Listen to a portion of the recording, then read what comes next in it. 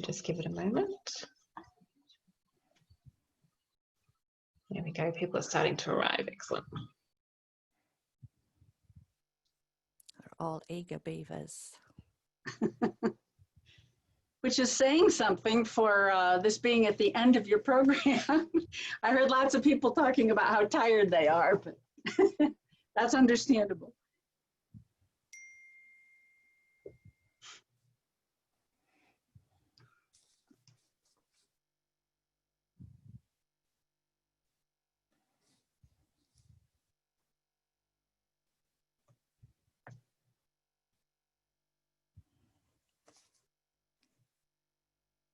We're growing in numbers.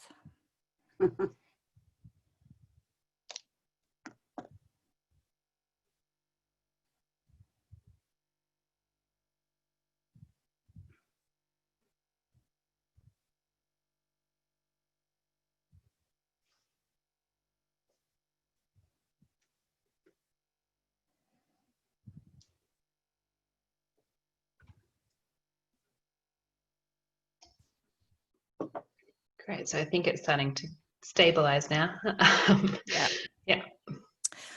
Okay. Well, welcome everybody. And I am absolutely delighted that I'm going to be introducing to you in a couple of minutes Dr. Risa VanFleet, who is going to talk to you about helping humans see their animals more clearly. She's going to speak to you for probably about 45 minutes and then has very kindly agreed to take questions and answers from the audience. So if I can ask you to just post your questions and answers into the relevant question and answer box, and then we'll run through the relevant questions with Dr. VanFleet at the end of the session. Risa will discuss the widespread problem of humans failing to see their animals as separate, sentient beings with needs and preferences of their own. Whether the animal is a family companion or a therapy animal, the root of an excellent reciprocal relationship lies in the development of empathy for the animal, including a clear view of who the animal is, what the animal is communicating, and an understanding of the animal's point of view. Emphasis will be on the practical methods animal professionals can use to assist the humans and ultimately the animals in human-animal relationships. It gives me the greatest of pleasure to introduce Dr. Risa VanFleet to you. Over to you. Thank you. Let me just share my screen here and hopefully, oh no, it gave me two choices. We were talking about choices the other day. Hopefully this will be the right choice. Does that look like it's coming across? Yes, it does. It's okay, there. Perfect. Wonderful. It's great to be here. I really enjoyed the time. I guess it's been a few years ago, both in the UK and then previous to that in Norway, being part of PDTE. I've been reminded the last few days that in terms of values and principles of how we work with dogs, this really seems to be my home, even though I'm not in Europe and can't probably interact as much as I'd like to. There are things I'm going to talk about today that have been said before and that many of you probably live by, maybe better than I live by them, but we'll see how that goes. And even as I listened to some of the other presentations, I did add, we are going to put the PDF of my PowerPoint will be made available to you, but I did add 2 slides that I just thought I had to add, but otherwise you'll have everything else. Okay, and probably one of the reasons my values and principles are similar, there's probably a few reasons, but part of it is I was influenced by Turid's work greatly. Probably 35 years ago, I started reading every book I could find on dogs. And so when Turid's book came out, I also was reading that and got a lot out of it.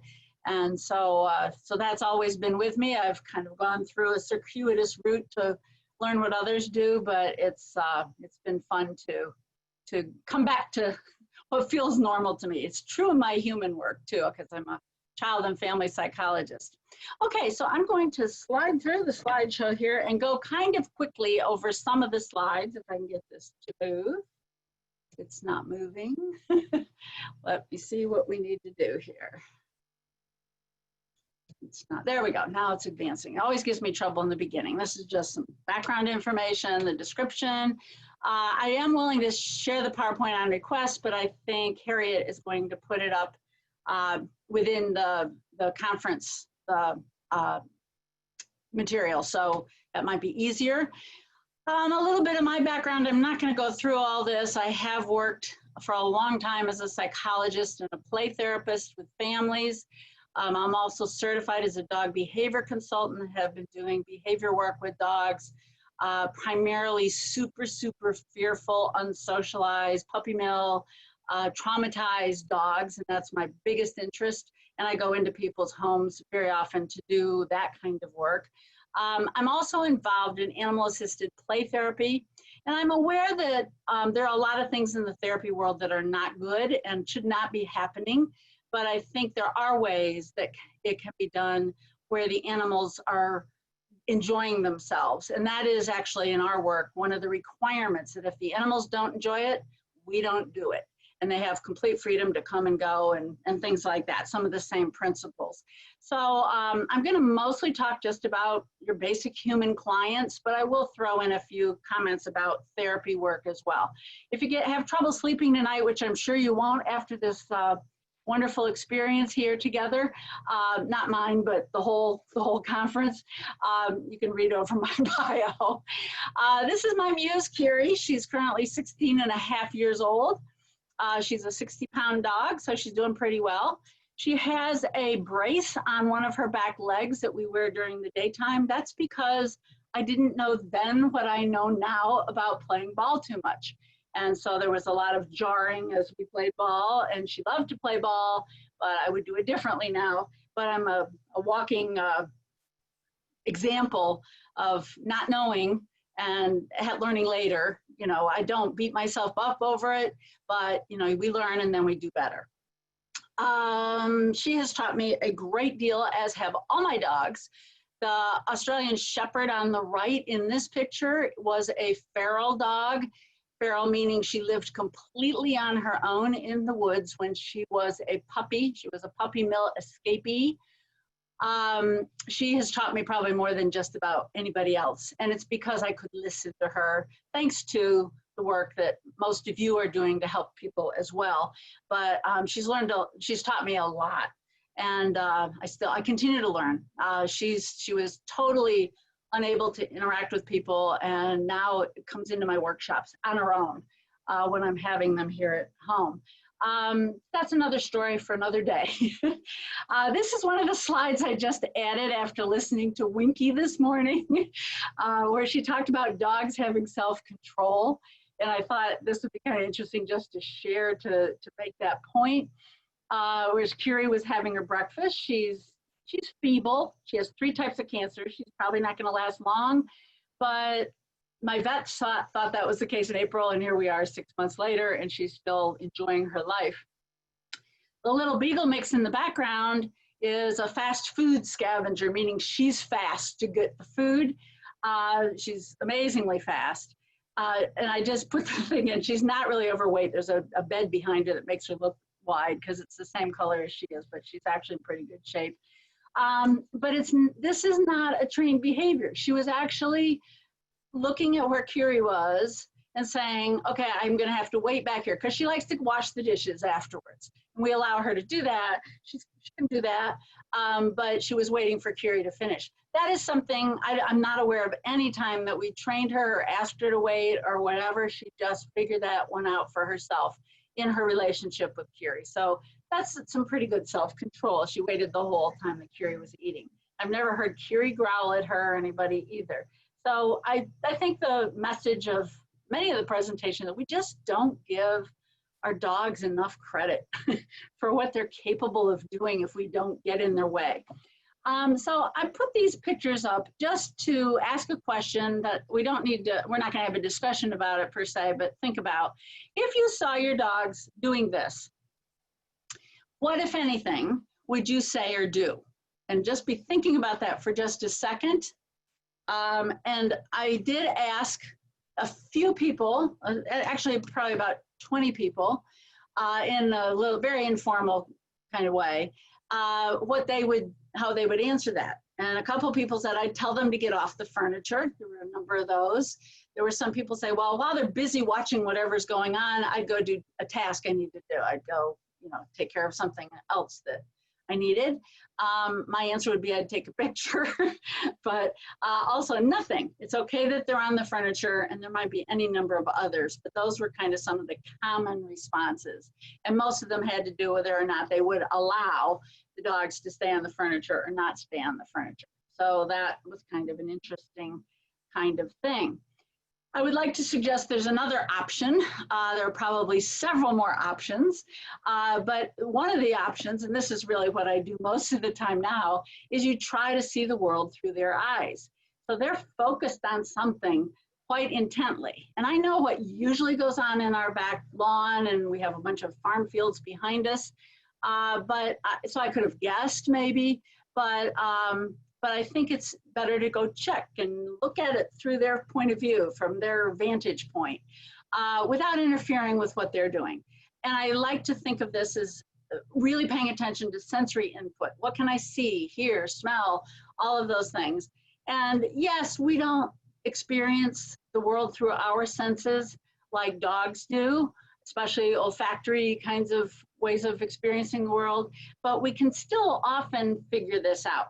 And I did put the titles of 4 blog posts and where to find them here that I've written that are kind of along the lines of animals having agency, the ability to make choices and figure things out for themselves, animals' point of view when we're doing animal-assisted interventions. These are blogs I've written to perhaps influence therapists a little bit, but others as well. So if they're useful to you, the third one is that making a distinction between what we observe and actually see and interpretations, which if you're going to do them at all, we need to have context. We have to look at the context of what's going on. So if there's squirrels running back and forth across my backyard and they are gathering acorns from one of our trees and taking them over to the neighbor's house, which is a nice cleanup job, then that helps me understand, and it's partly an interpretation. I can see what my dogs are looking at, I can see what the squirrels are doing, that they're probably quite interested in all the movement of the squirrels. So looking at this kind of through a different lens is what the animals tell us. And I'm talking to the choir now, or preaching to the choir, as they say. How often do we ask our animals, how is this for you? And that's ultimately, I always look for, when I'm working with human clients, simple ways of putting things that will kind of stick in their minds. And I'll give you a few of those as we go through today. But I really like that of just stopping and asking our animals with whatever we're doing, how is this for you? And then that requires us to pay attention to the animals. And we'll get into that in more detail. So the human problem, which I think you will all agree, I hope so, or I wish you didn't have to, is that we behave in ways that are inducing stress for our animals, dogs, but also horses, goats, cats, and just about every animal that we involve ourselves with. We tend to be intrusive with our bodies. We get in their way, and then when we add leashes and things like that, it's even worse. It's very human-centric. In the animal-assisted intervention world, you see lots of this, where it's, look how great this is for the humans, and very, very little do we see what's it like for the animals. And the research is kind of the same. It's starting to change a tiny bit, but most of the research is all about what do people get out of it. Very little of it is how are the animals handling it, stress and so forth. I didn't get to see the Pulse program, which I had hoped to, but I would love to get more information about that, because it sounds like, from what I've heard from others, that that's very valuable for any kind of therapeutic kind of work. There's a lack of awareness in general about what it's like to be an animal, even though we are animals. Poor understanding of ethology, natural behavior in natural environments, and of animal behavior in general. So let me just keep rolling here. And so now we're dealing with owner perceptions. And as you've probably heard somewhere along the line, everything when it comes to humans has to do with perception. how do we see things? Not necessarily how they are, but how do we perceive them? How do we, when they go through the filters that we have in our minds, what's going on? So we have owner expectations of their dogs. And that's probably one of the biggest things we are dealing with when we're working with any human about their dog. And so they can have expectations of their own that come out of their life experience, which I think I talk about somewhere in the PowerPoint. And they also have expectations from others. So they might have neighbors who said, well, aren't you doing such and such with your dog? Don't you know that you should be dominant over your dog because you're the pack leader? You know, so they hear these things from other people who speak as if they know what they're talking about and can be very influenced. If you spend any time on social media, and I spend too much, but it's helpful for me to learn about where people are with things sometimes. You'll see lots of examples of, well, I do this, and this is the way you should do it. And so we have that layered on top of the owner's own expectations. And that can be a lot for us as an individual to try to cope with and to try to help the owners realize that maybe there's another way of looking at things. They have their own desires and preferences for their dog. Because I walk in the therapy world to some extent, and I do have a big Facebook group called Animal Assisted Play Therapy, which is strictly put together to start educating people about animals. We talk about other things there too, but that's why I really put that group together. But you start to see all these people who don't necessarily have any training, even in animal assisted therapy, talking about, I'm going to go buy a therapy dog. And I'm going to, the parents are therapy dogs, so this is going to be a good therapy dog. You know, lots and lots of myths that are out there. They're also influenced by their prior experiences with other dogs. You've all had clients who will say, oh, you know, little Misty, she was like the best dog in the world. She could read my mind and do everything I wanted her to. She would behave herself. Now I've got Bruno, and Bruno is a mess. And we'll go into, you know, all the things that Bruno doesn't do, which are probably mostly the opposite of what Misty was doing. There's really an inability to handle behavior issues on the part of lay people in general. It's sort of like, if everything goes smoothly, everything goes smoothly. But if it doesn't go smoothly, then they get upset, and we'll talk about that in just a moment. There's a lack of knowledge or experience in reading body language. That is profound. I think it's better than it used to be. I see lots of people sharing and talking about that more these days. It's actually a lengthy requirement that we have in our own program. Forget how many hours they have to put in, and then we have to do a lot of live practice of all of that. But people just don't, you know, they don't know what they're seeing. I have a few examples of that. It's easier and less threatening to blame the other, and in this case, it's the dog, than to look at oneself, because we usually have underneath the surface, many of us, probably all of us in various areas of our lives, a fear of being found inadequate. So if you're afraid of revealing that, you might not want to reveal it even to yourself, that, gee, I'm not perfect. I've made mistakes. Then it's easier to look at the dog like, look, my other dog was fine. This dog isn't. It must be the dog. So we have that overlay. A lot of times when I go into people's homes to talk about why they called me and what they were hoping for, because there's usually a behavior issue, it's very much blame kind of language. And you can be put off by that, but you just have to understand where people are coming from. And I'm going to talk about that in just a second. It also might be not a good match of personalities. There's a concept from child development called goodness of fit. We use it actually in our program to make sure there's a good matchup. So if you have an anxious mom and she gets a squawky baby, you know, that gives birth and the baby is kind of fussy, that is not a good matchup. Now you can't give the baby back or trade them in, although sometimes people do that, and there might be good and bad reasons for doing that. But we do it a lot more with dogs. But if there is that mismatch, you can actually end up with the owner creating the kind of environment that makes the dog's behaviors even worse. You've all seen that, I'm sure.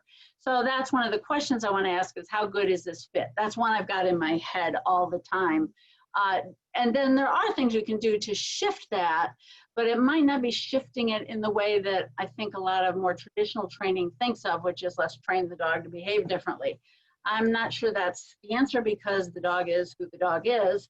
And yes, we can train certain behaviors that need to be helped, but, or, you know, do other interventions, but it doesn't mean we can change who the dog is any more than we can change who people are. So therapist and therapy program perceptions, they have their perceptions too. Popularity of animal-assisted therapy across the globe is growing. In some areas, massive growth in interest. And then it, in a way that's kind of quietly gives permission to many people to take their nice dog to work. I have a nice dog at home and I'm gonna just take her to work. A large number of people doing that. As we go along. I did 2 studies, one in 2007 and one in 2015, just a survey, nothing fancy, of people who are involving their animals already in their work, in therapy, in psychotherapy.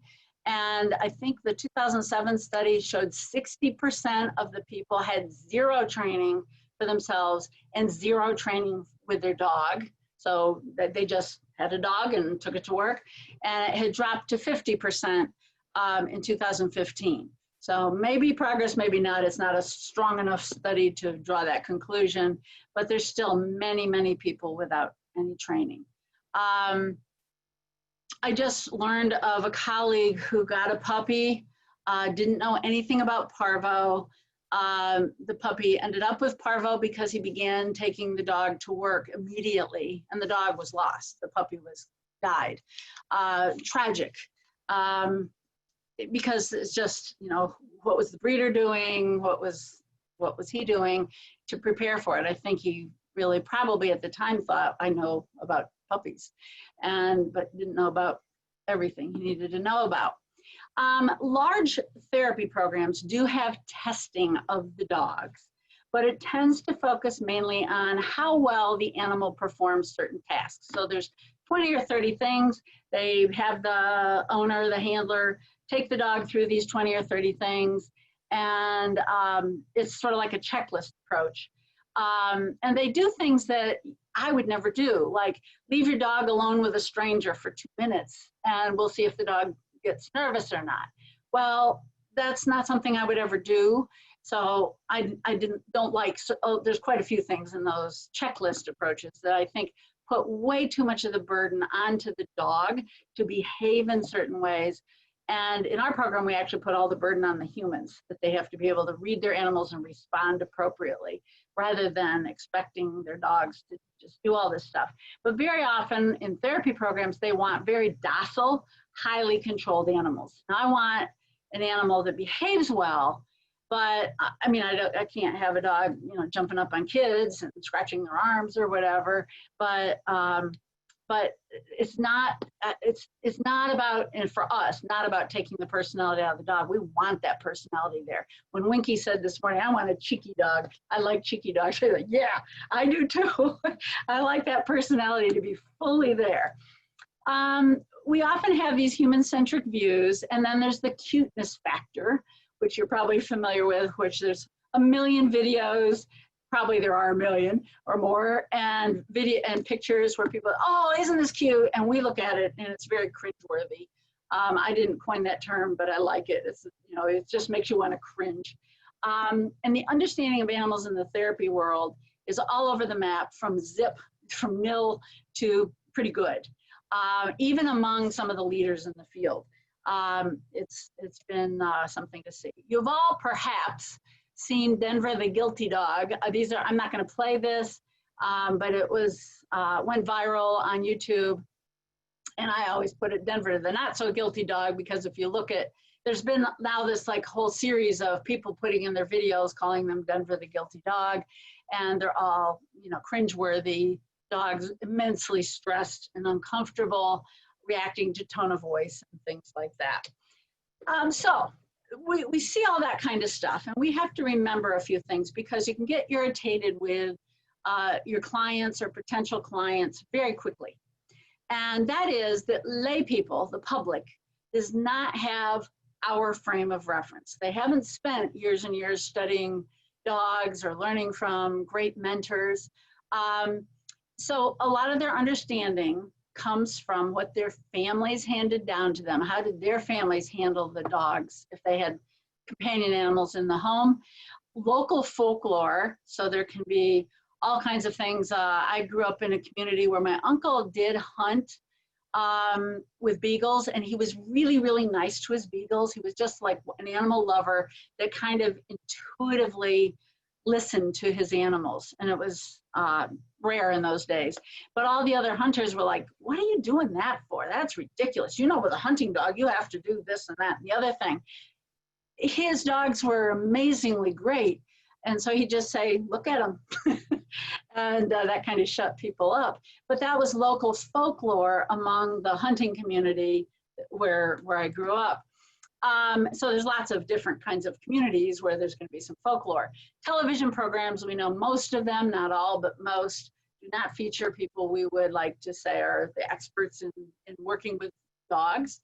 And then their own internal reactions, because they have their own reasons for wanting to get a dog, and then the dog is a disappointment, that kind of thing. Without a frame of reference to understand dogs, then they're going to misunderstand and make errors, sometimes big errors, in responding to the behavior. If you don't understand the behavior, then you make errors in the behavior. We'll talk about how do we work with that. To us, it seems horrible, but they do not see what we see. And to me, this is a learning issue. People can learn to do this differently. Then I say there are those who should know better. I mean, this just made me sick. I found this series of photos quite a few years ago, but this is from a so-called, I put it, assistance dog program. There's a patch on the dog thing that named what program it was. And so they were training service dogs. Yet they allowed this to happen with magic markers, some kid, and they allowed the kid to use magic markers, which to me, for a lot of reasons, suggests to me it's not a reputable service dog program. I mean, who would let that happen? But again, somewhere the frame of reference is missing, but why are they in this business also? That's the big question. But our focus today is going to be those who just don't know. And this is a picture as an example of that, where you and I are going to immediately look at this dog and see the signals that the dog is giving us. The dog is communicating something very clearly. I think we all know what that is. But if you look at the woman, she's got a little smile. I have blocked off her eyes just to give her a little bit of privacy, even though I have permission to share this. And she's being careful, like her upper arm is kind of over the dog, but not totally squeezing the dog. So that's one good thing. I know that this woman loves this dog, but completely unaware that she has the dog cornered and the dog is uncomfortable. But the dog has no escape route, has no way to get out of that situation. She just is not seeing it at all.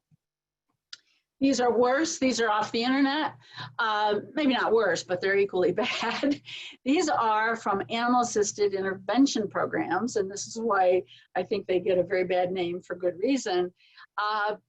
Again, human-centric assumptions. These are pictures that programs put up on the internet very proudly about their program. And why would they look at something like this and say, this is great, it's a good example of my program? Because they don't see what the dogs are communicating. They don't see what they're doing with the dog. They don't even understand the interactions. All they see is lots of hands, lots of kids. We can lie on the dog, top and on the bottom.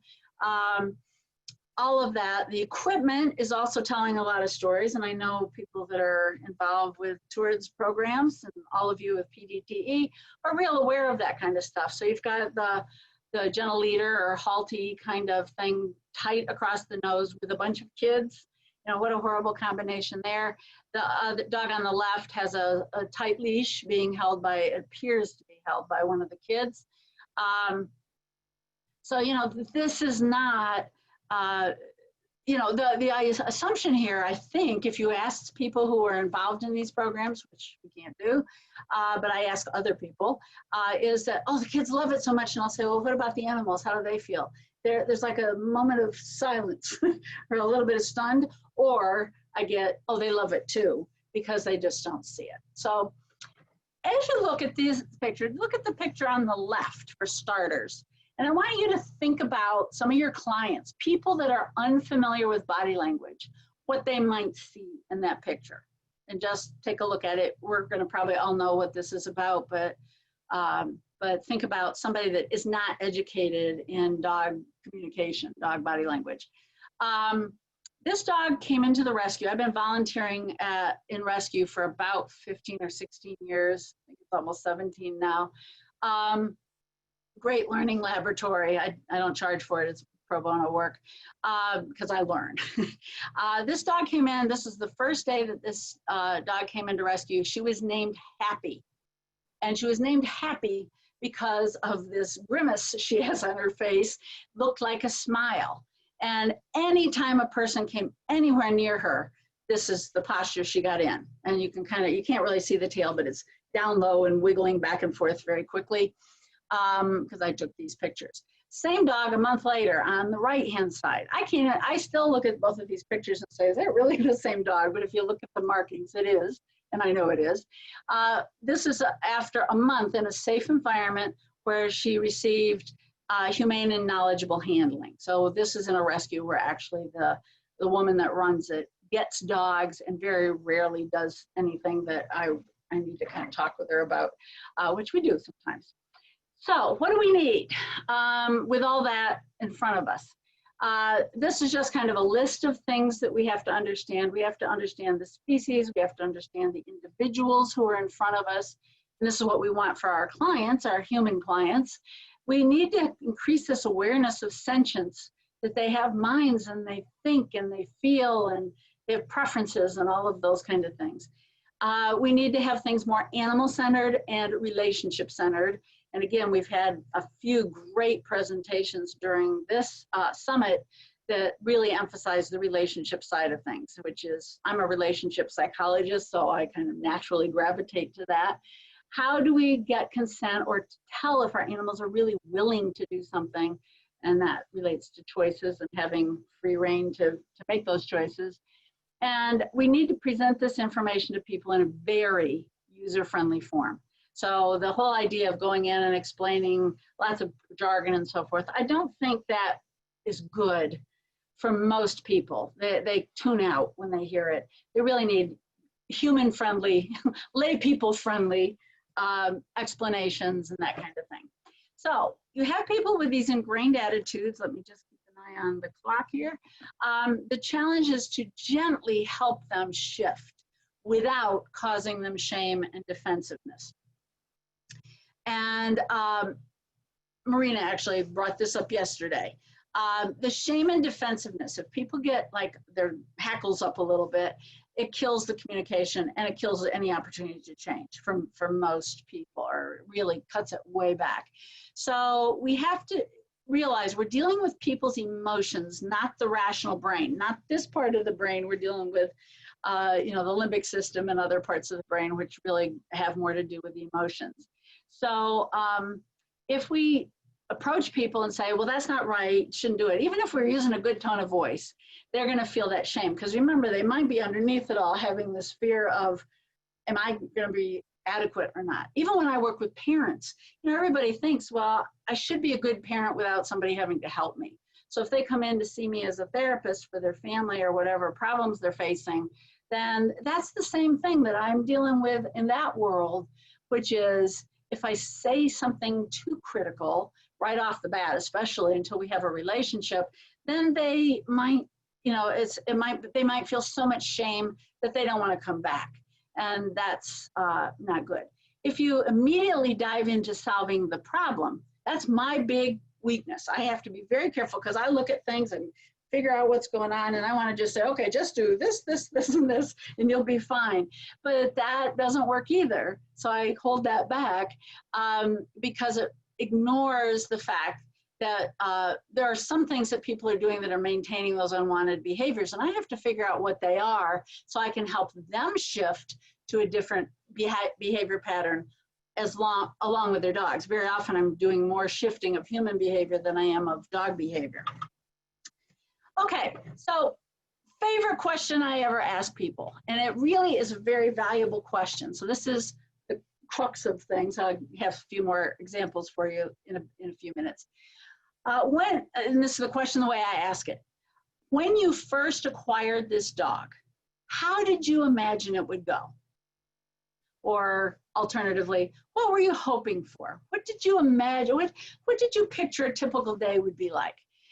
It's a question designed to tell you what's really going on in the client's minds and where all their disappointment might be with the dog.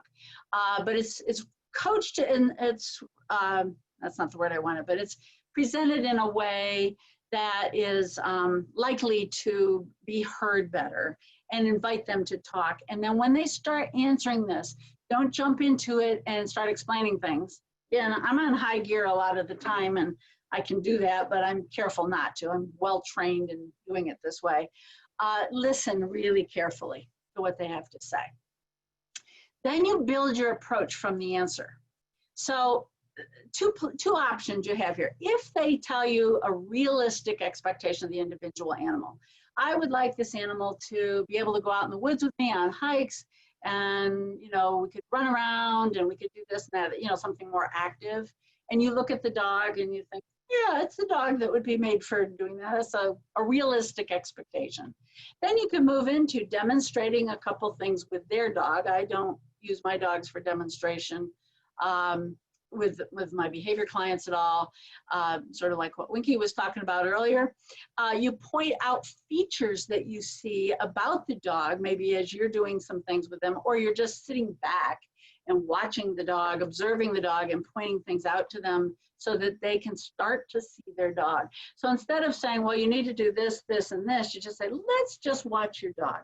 And let's do this out. We'll go out into the back lawn and we'll see what your dog does out there. And then we watch together, and I can point a few things out here and there, trying not to overwhelm them, just the way we try not to overwhelm our dogs. And then I can also maybe have them do some things with the dog, and I can talk with them about the relationship. I'm going to tell them the good things I see too, like the woman that had her arm over the German Shepherd. That's why I notice those things, because I'm looking for them. What is going well in this otherwise not such great picture? Excuse me. Then we have the ones that are not realistic expectations. In those cases, I want to empathically listen to their hopes and then share with them what I see in the dog. So I might say something like, I can see that you really were counting on having this dog be a therapy dog, and it's really disappointing because it doesn't seem like it's working out that way. Well, now that we've watched the dog together and observed some things together, I'll say that as I'm seeing the dog right now, I see some real strengths in this dog, and I see some other areas where I'm not sure therapy work is in the future, but I can't predict the future. So let's work on what I am seeing as being some stressed areas, and then we'll see where that leads us. I don't have to tell them right now, this dog will never be a therapy dog, because I don't know. I really can't tell the future, and I've been surprised a few times. Okay, so value of relationship. These are just some things, and not all of the ones that I consider that make a good relationship. This is a woman that came to a training program that we had. This was a dog from a puppy mill. She had been bred many, many times, and we were doing an animal-assisted play therapy workshop, and the woman was getting a beautiful, wonderful, sweet dog, older. The dog just wasn't real playful, and she was like frustrated. The woman was frustrated. So I just sat and talked with her. She's a lovely person, very thoughtful, but she thought, well, it's play therapy, so my dog should be playful. And I said, actually, they don't need to be. We can be the ones that are playful doing this kind of therapy work. Let her be herself and look at all these wonderful things she has to offer. So just in about 2 days, because we're doing a 4-day workshop, she started seeing this dog differently. And I got this picture that really captured like how pleased she was with who this dog was. So you can sometimes change people quickly, but not always. So there have been other presentations here which really talk about sort of the difference between training when you're teaching skills to the animal versus relationship building. For years on social media, I've been saying there's more to this than operant conditioning. That's a training, teaching, thing, but tends to be a one-sided type of relationship where I decide the behaviors I want, and then I'm going to expect you to perform them, dog, and I will reinforce you well for that. So even positive training is kind of on a one-way street. There are lots of operant conditioning and behavior people who will argue with me on that, but I think we need to think bigger. And I'm actually working on another book that will kind of tackle that, I hope. My bomb, because it's going to go against the grain a little bit, but many of you have been going against the grain too. Good for you. It's about relationship building first. So even with humans, but also with our animals, let's have a relationship. And that's the core of everything. And then, yes, there's some things we need to train, and Winky did a magnificent job earlier today talking about those items. So there's advantages of relationship building. I'm going to go hopefully you can read this or you can get the PowerPoint, but the biggest advantage from the human client point of view is they start to see things for themselves. So if we're helping them build a relationship, early part of which is learning to understand canine communication signals, calming signals, stress signals, all of those pieces, if they start seeing it for themselves, it reduces the need for us to explain a whole bunch of stuff. And they start realizing, oh my gosh, I never realized that. When I first read Torrid's book, one of the best pieces of advice in it was, there's 30 things here, just pick 2 or 3 and watch your dogs for a while for them. And so the dog I have pictured here is the dog I decided to watch. She's no longer alive, but she was at the time. And I picked a nose lick because I thought, all my life, living with dogs, I've never seen a dog do that. 30 seconds went by, and I'm not exaggerating. 30 seconds went by, and this dog did a nose lick. And it was like, I was gobsmacked, as they would say in the UK, which is a great word. I thought, holy smokes, I wonder if I missed that, how much else am I missing? So it was humbling in a way, but being humble is not a bad thing. Then I started took it all very seriously. So sometimes all it takes is a little bit of new awareness that, whoa, I didn't know that. And so when we use body language and communication and what the animals are saying to their people as the core and the beginning of what we do, we can get a lot more moments like that, where they start saying, I never knew that. I never knew that. And then we have to make it okay for them. And I think I have this later on a slide, but we have to basically let them know it's okay that you didn't know that. There's a lot of things I didn't know either. The story I just told you, I've told to many clients. So it's kind of like, you're normal. That's, we learn what we learn when we're exposed to it. And that's all we can hope for, and then to do better. So those are the advantages. There's several of them listed there, but the bottom one is also an important one. They start to feel more connected to their animal, and they, as a human, get more emotional gratification from it. And then if they have that piece, it's actually a little bit easier to pry the control out of their clutching hands. It's easier to decrease their need for control because they're now connected with the animal and are giving it more credence. For the dogs and animals, all the things that are not so good, punishment, scolding, all of that turns into greater attunement with their owner, which is something that animals generally like to have, more fun, and they have more outlets for their natural behaviors with everything. So we want better understanding, authentic connections, and we need to teach people what these look like. So this, in my opinion, has nothing to do with prior experience with animals, because people have lived with animals their whole lives. Everything to do with empathy, seeing the world through the animal's eyes. And that's where Torrid's work is so amazing.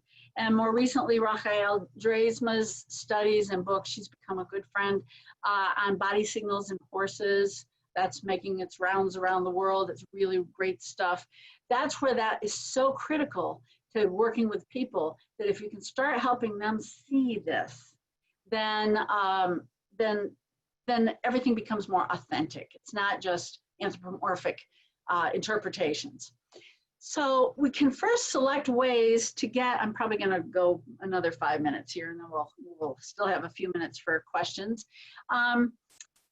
Select ways to get those types of authentic interactions. You want to get an activity, and that can be countless things, an activity of interest to the dog. Structure it so they have to work together. It can be something very, very simple.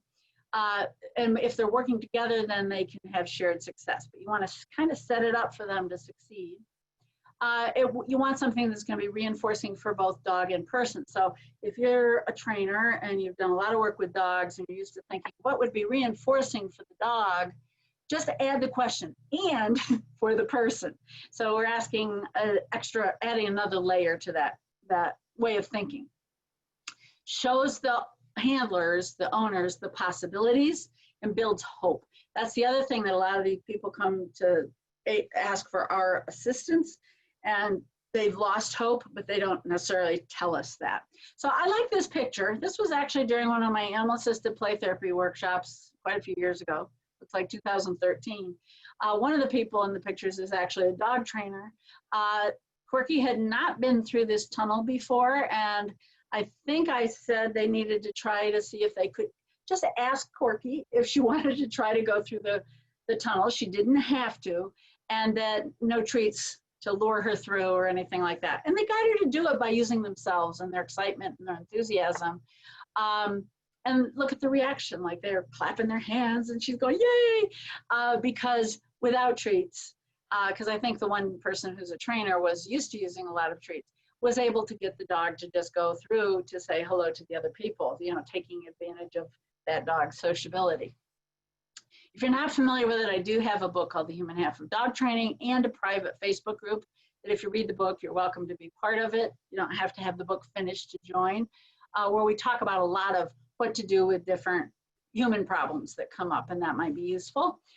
The thing is, when we're focusing on learning body language and relationship and all those things, one of the things you do have to do is still do something to help them with the problem they came in with. So, people aren't going to be too willing to defer the actual work on the barking behavior or the chewing through fences behavior or whatever it might be. They're not going to be willing to defer that because very often they have waited till the last minute to contact you and they're desperate. So these are some basic steps I use in my consults and work on goals. But then number 4 is the one I want to just comment on, is I do work almost with every single client practically, and with all my therapy people that are working with their dogs, and I'm working with them to understand their dog's communication, because that's going to solve a lot of problems. Then we might pick one of the key problem areas and start thinking about what's going to help that. And it might be a training question, or it might be more of a how do we interact, an interaction problem. And the third one is an easily resolved issue. So they might have told me something that's like really a piece of cake to kind of help them with their dog. So it's nice to put one of those in early, because then they have success with that and have the hope that they need to carry on. This is, I'm going to just slide through a bunch of pictures, but it's a sampler of what we teach therapists about their animals' reactions. This is a level 2 training where people bring their own dogs. There's only usually about 5 at a time. This is a gumball machine that has food in it, kibble in it. I also do not have hungry dogs. I let them get their regular meals, but it's a novel item. And so we have each dog approach this. So their owners just watch what their dogs do. They're not supposed to help or anything. And they can see the problem-solving styles of their dogs, whether their dogs try different things, use their paws, use their noses. How do they, if there's like a lever that the dog just presses and a few pieces of the kibble will come out. I remember one case, and I have a picture of it, but not in this PowerPoint, where the dog looked at most dogs will try things, and they try a lot of different things, knocking it over and it's kind of fun to watch. This dog looked at the gumball machine, looked at the woman, looked at the gumball machine, looked at the handler, the owner, and then sat down and just kept looking at her. And it was very, very funny, but it was a big lesson for her about maybe I do a little bit too much for this dog, you know, that the dog had kind of lost probably an ability that he had about trying some things for himself. This is just about some positive training things. I'm not going to go over that now, but this is one of the requirements in our work. You'll notice that this is Josie Patches. She has a collar on to hold her dog, her identification, that's it. And she's not on any kind of physical restraint at all. She can leave if she wants. But if we don't understand body language, we can't tell the difference if they're enjoying it or if they're just tolerating it. And we want people to tell the difference of that. So we look at voluntary animal behavior. That leads to authenticity, not only for, you know, making it nice for the animals, but for therapeutic purposes. An authentic animal behaving in an authentic way is actually very valuable and can be used in therapy. These are just some choices. Kiri wasn't told or asked to go through the tunnel. She just went through it. The horse just went up to people. And these are just some pictures of some of the features, personality traits that we like to have in animals, which is quite different than a lot of therapy programs. But the playful, curious, cat, that cat was, I never really involved him in therapy work, but he could have been a good therapist because he loved darting around the playroom and hiding in places. Kiri looks like she's enjoying or waiting for the puppet show. She liked it when kids went behind there and did puppet shows. When this picture was taken, there was nobody behind there. She just had built a positive association with, oh, this is where things happen. Do they show excitement when people arrive? You know, and learning the body language to go with this. This is one of Tracy Faw Thompson's horses in Northumberland, who when new people arrive for a workshop or something like that, he comes running to be with them. He wasn't like that a few years ago when he was younger, but over time with her relationship approach, he's learned that people are really good things, and he's naturally sociable. He had just had some of that squashed out of him by prior owner. This is a reunion. This woman was really good friends with Kiri 8 years ago, had not seen Kiri for 8 years. She did not grab a hold of Kiri. Kiri leapt into her arms. And I snapped that picture and got her permission to share it. So that's not her holding a dog back, that's the dog approaching her. Are they engaged throughout? You know, whatever the activities might be. The pony picture is new toys. Maybe I better go get my lips on them and check them out a little bit here. So, you know, do they have that ability to just go forward and check things out the way they need to? Do they look for people when they leave? This is a goat in Alaska, end of workshop. And we all went inside and the goat came up onto a porch and started peering in the window, which happened to be open. Horses, the group had left and they stood there for 10 minutes and I did too, to take some pictures kind of surreptitiously of them. This is from our book, what we consider to be the type of reciprocal relationships that we would like people to have with their animals no matter what, but certainly if they're going to be doing therapy work. And of course, if the animal says no thanks to therapy work, we don't do therapy work with them. If you're interested, this is another PowerPoint I made available free for educational purposes of what therapy animals should look like. A few of the pictures I just showed you are in it, but you can just, my email is there and it will be on the last slide in just a minute. You can just let me know that you're interested in getting that. I've already talked about the defensiveness. And then just our primary focus should be on the positive connection. If you can do anything to create the positive connection.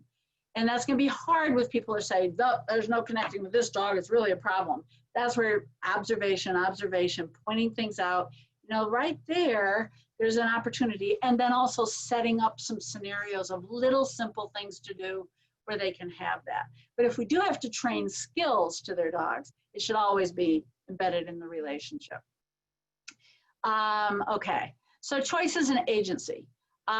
You can tell from the snow on Murray's back that he's been there a while, exploring a little cave that he dug into the snow. I tried to figure out what he was after. He was fascinated by it and stayed there for a very long time. I never figured it out. It was probably something that smelled, you know, had a scent to it. that didn't leave any visible marks that I could see. And then, you know, just Yagan always liked to find things, search for things, and but letting them giving them the chance to figure things out. Sometimes we have to help them, but we don't always give enough chances. So that's one way we can do it with clients, is say, hey, look, I brought this. Let's just see how your dog responds to it. And sometimes they might have food in it, not, but again, we're not denying them their regular meals, and we're not gonna let things get frustrated. But a lot of times I don't involve food, and it's just a matter of something interesting for them, a novel item for them to explore. Acceptance of who they are, natural behaviors in mostly natural environments. When we did the workshop with the goats had very little to do with the people. I said, let's make this a little bit more goat-like. Think about goats and what they like to do, and let's create a goat environment. And so we got permission from the place to put these, I use anything that was outside. So the group knew that goats like to climb up on things. No sooner did they put this together, the goats are up on top of it, and all of a sudden the people are more relevant. We didn't need to use food at all for that. Consent and willingness, I do use a 3-second test sometimes, just teaching clients how to scratch for 3 seconds and stop and watch what the animal does in reaction. Now this boy has his hand a little bit kind of too directly over the head of Katie, who is the one that was so fearful at one time in her life, and we worked a lot on relationships with her. But she's not having a bad reaction to that. Her tail was going nice and relaxed, and she enjoyed it. Now I can correct that for him later. I can help him get better at that. Murray, the whitish colored dog, has his butt in place for scratching. That's his favorite spot. Learning by observation, we see a lot of things that we would not ordinarily see. These are some questions I like to ask with clients, have them start observing for some of this stuff. You can pick and choose what ones seem to be. But what does your animal do when nobody's around? When you walk out of the room, what happens? That gives us information that we can then build into our plans. Looking at the reciprocity, I've already talked about that. This is the other slide I just put in after Marina's presentation the other day, I think it was. You know, like, could Kiri be any clearer? And I put an explanation. The top picture, Kiri was ball. She loved only this kind of ball. It was the only ball she liked, but again, she's the one that's in a leg brace now. But I had a knee replacement, and she watched me carefully. She never left my side for like 8 weeks. At this point, I was still kind of in the bed most of the time and just getting up for simple walks. There was a piece of equipment I was using that was probably the only thing I was touching. She came and several times put her ball right on that piece of equipment. So, you know, there was a communication there, I think. And then the other one, I'm working, you can actually see my blue jeans under her chin, and she strategically placed her balls. So the question is, you know, do we notice that they're doing these things? Secondly, do we respond? And how many times, and this was my thing for myself, do we say, just a minute? Because I caught myself going, just a minute, I'm working now, just a minute, like 10 times. And probably it was a minute each time. And then I said, nope, I'm not gonna say it more than twice. And then I got clearer with my cues, which was very helpful. So we need to learn all of the above stuff with our clients. We want them to learn it. And then we want them to practice it in front of us and give them supervisory feedback. Noticing most of the time what they're doing well, you have to look for the good in what they're doing, and then giving them suggestions for improvement. Just like we do with dogs, we tell them what we want them to do instead, rather than telling them, no, that's not the right thing. People work the same way. I work a lot with kids and young people who harm animals, and I don't always start with a live animal, but once they're ready for that, then a lot of what we're doing is focusing on the feelings of the animal, the body language, and it shifts their ability to think about what they've been doing. Because most of those kids have been harmed themselves, so we help them see the sentience of the animal. positive reinforcement training, the only thing I'll say here, you know what that is. It's not the whole story, nor in my opinion, even the main story, but it's important to include relationship as core in anything we do, but the positive reinforcement has to be done and done well when we do it, because not everybody does that really well either. So we just need to see them clearly. I put this slide in just because it shows all the skills that we teach our therapists, and they are judged on how competent they are with them, not just that they've read a book or passed a test on it. They have to actually demonstrate this with their behavior. And I'll leave with this quote of mine, being very narcissistic. Perhaps the ultimate challenge in animal-assisted interventions, but maybe for our clients, just our regular behavior clients as well, is to develop the ability to see all situations from both human and non-human animals' points of view.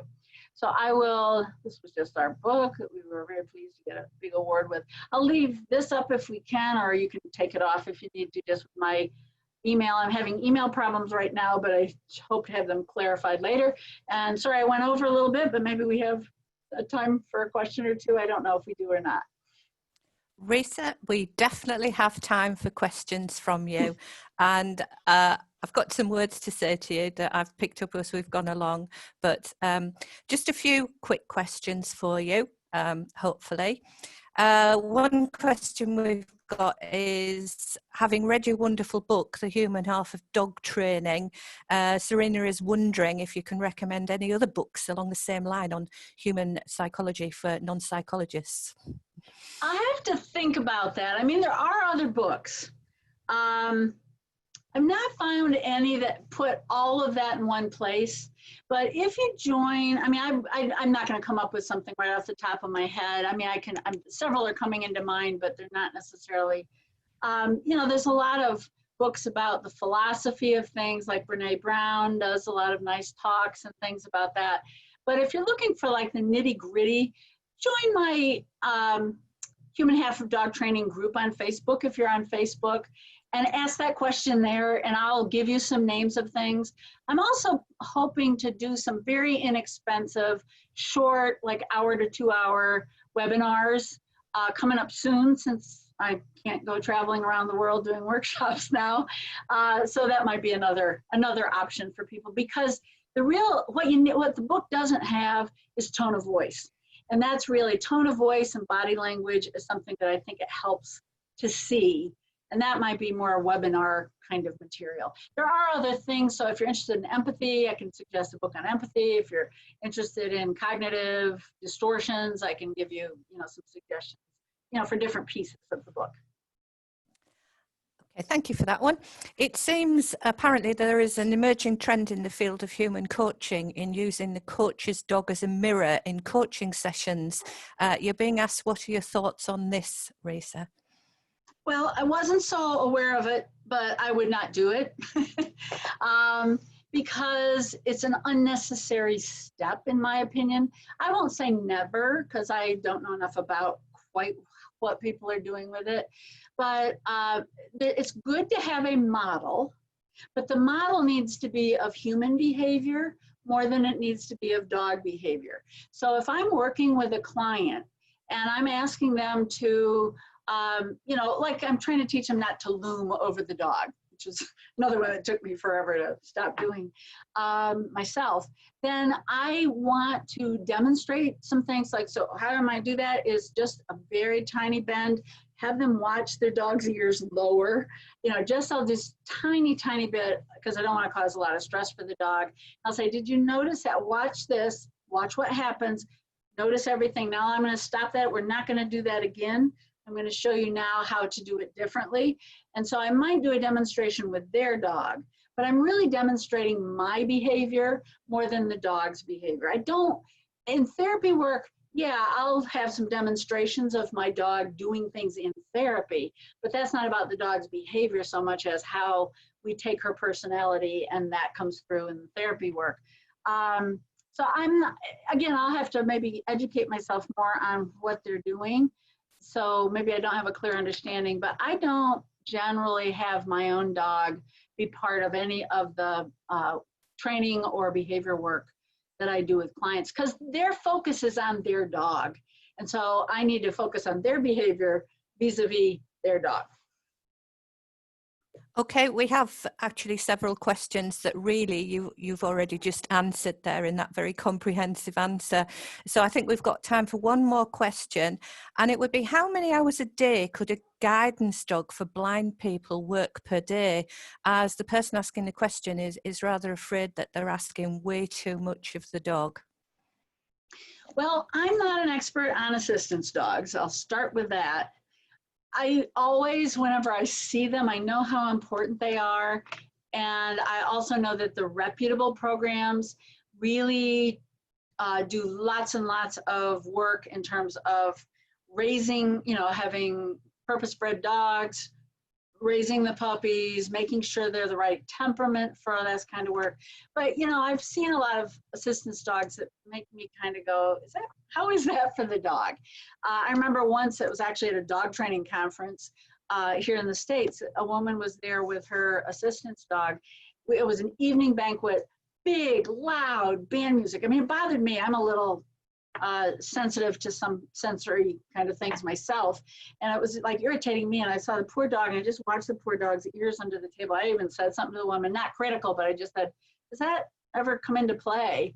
She said, well, the dog has to be with me, but yeah, it probably does. So I don't know as I can say. I can speak to therapy work. 2 hours a day is plenty for even the most energetic dogs. And sometimes I'll have a break in between those 2 hours, and not every day. My dog was one of the most energetic dogs you'd ever meet. And I think she worked at most 5 hours a week in the work that I do. But with dogs, for the blind, I will make one comment. I presented at a working dog conference, and it was all about helping dogs have downtime and playtime, but I wasn't giving a number about it because that's a little bit out of my realm of expertise. But I did talk a lot about it. And that night at dinner, there was a blind woman who had a dog with her who heard my voice and recognized it and said, oh, Risa, I got to talk to you. She said, it never, ever occurred to me to play with my dog. And this wasn't big raucous play. It's just nice, fun little games that she had gone to her room, and they had both taken a nap, and they got up from their nap in between the sessions and the banquet and then played with their dog. She said, we both had the best time ever.